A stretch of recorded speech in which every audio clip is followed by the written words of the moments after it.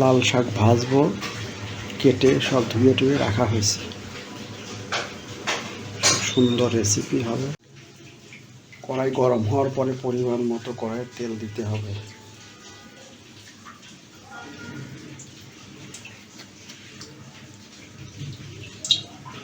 তেল একটু গরম হলে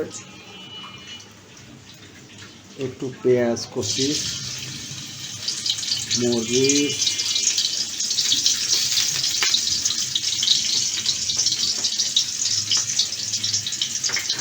রসুন কুচি দিতে হবে।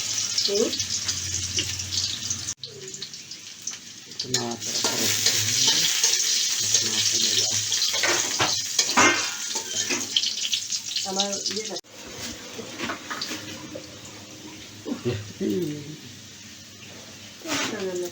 একটু লবণ দিতে হবে।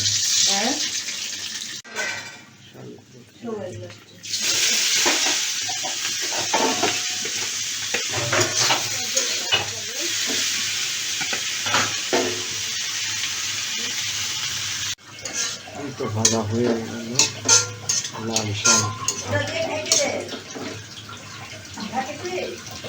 ভাজি হয়ে গেল।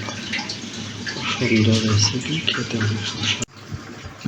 শাকটা হয়ে গেছে, এখন নামা ফেলবো বাটিতে।